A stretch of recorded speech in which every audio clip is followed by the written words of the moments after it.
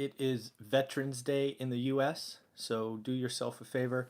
And if you know any veterans, any that have served, send them a quick text. Just thank them for their service. I want to shout out both my parents who served, mom, dad, thank you for serving and obviously meeting each other in the military. That obviously ended well for me. Anyways, in addition to that, 1111 is, or November 11th is also called Singles Day in China. I think it's quite creative, another marketing date that retailers use. And it's called Singles Day because it's all ones, right? It's kind of the anti-Valentine's Day.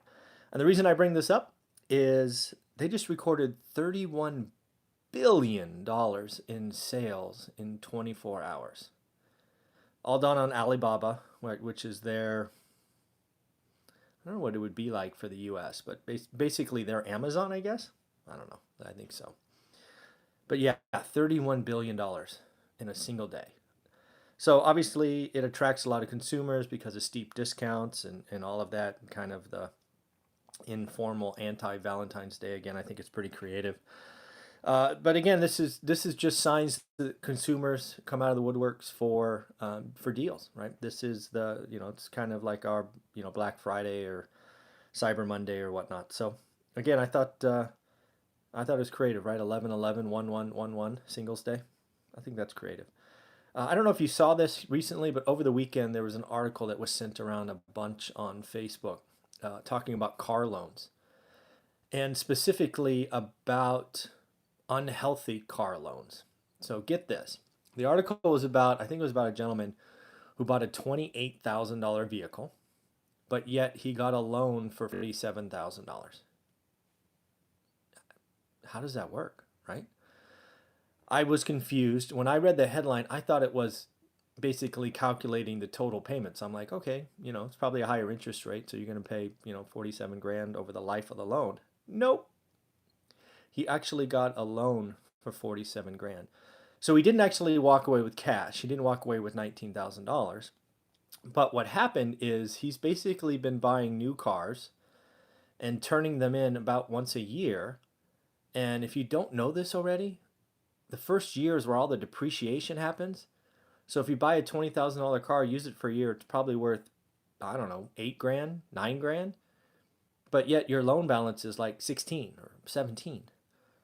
So this individual has done this a couple of times. So every time he turns in a car, his loan balance is higher than the value of the car. So car companies, not wanting to say no, are just creating bigger loans on assets that are worth nothing. So this appears to be more than just a one-off. There's apparently a lot of loans like this, and this will have a bad ending. This will be the closest thing I have seen to 2007 and 8. 2007 and 8 was not really a real estate crash. It was a lending crash. It was just bad loans going bad, and the asset they were tied to went bad. So, it's just crazy that somebody would do these, more than one person, right? The industry would loan on these things. Pretty crazy. So in the end, this is going to go bad. But when you think about car loans going bad, does it have that kind of ripple effect like losing a home? Probably not. So there's going to be a lot of bad car loans, no doubt. There's going to be a lot of people repossessing cars. They're going to try to,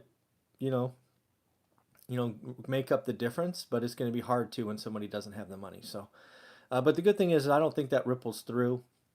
It's not like housing where people, housing sells and then others, and then it just falls apart. But there's going to be a lot of people losing money on car loans. There's going to be a lot of repossessions. I mean, why would you? I mean, that's just crazy. A $47,000 loan on a $28,000 car. How does anybody think that's worth it? Next up is Walgreens. Like I said, probably started about a month ago or 6 weeks ago with low interest rates and so much cash. People are going to start to go shopping. So in this case, KKR, huge private equity firm, is looking to buy Walgreens, which currently is publicly traded, and take it private, where they can kind of recalibrate it and likely take it back public in the future. But this is going to go on probably for years to come, right? There's so much cash in the system. People have to place it somewhere. So underperforming assets are going to be bid on going forward. And you know, what have we talked about here in just the last 3 weeks, right? Tiffany's got a bid from Walgreens. Who else? It seems like there's been 3 or 4 more that are just getting picked up. So it's the the trend has started and it's only going to get worse. Or I don't know. I think worse is the wrong idea, but it's going to accelerate from here. Next up was Tesla. A couple of things on that. First off, it looks like they're going to unveil their pickup truck on November 21st, which would be pretty cool. I've seen some, I don't know, some things online. It looks good. They're going to be offering it for under 50K, and they're claiming it would be better than the F-150, which currently is the best-selling truck in America. So, you know, go Tesla, go Elon. He has certainly taken on the car industry in all forms and all fashions. In addition to that, looks like somebody came out and raised the target to $400. I actually don't know where Tesla is trading today, but since I've been kind of anti-Tesla a couple of times without being a stock guy, I thought I would bring this good news. It will be interesting. I will certainly be looking for pictures of the Tesla pickup truck here in a couple weeks. That's pretty cool. Disney's going all in on streaming. It is interesting to see Disney come in. It feels late, right? I mean, but you know, they're going to do it. They do have a huge library and catalog of stuff, so it will be interesting to see if the Disney name kind of pulls consumers through.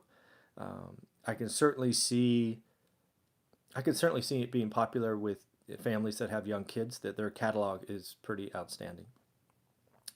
Next up is Uber. Looks like one of the first insiders was one of the co-founders to sell a big lot of shares. Over 3 days, he sold about $500 million in stock.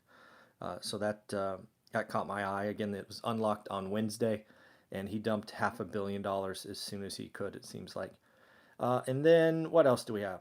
Oh, last up is the yield curve. If you remember 3 months ago, we were all freaking out because the yield curve inverted, and everybody was calling a recession and all of that. Well, now the yield curve is steepening, and you know, it's just a sign that, you know, what once was a indicator of a recession coming may not be the same indicator today. So, in the end, again, in the U.S., it's Veterans Day. Do yourself a favor, send a note to you know, any veterans that you happen to know. Just thank them for their service. Alibaba crushes it with $31 billion in sales. Disney goes all in on streaming. Yield curve is steepening.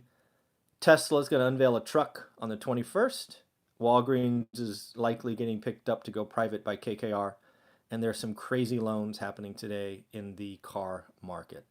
All right, everybody, we will talk to you later. We have a pretty cool interview coming up with Nikki talking about Fresno available home. I saw the PowerPoint. It's pretty cool. All right, talk to you guys later. Bye.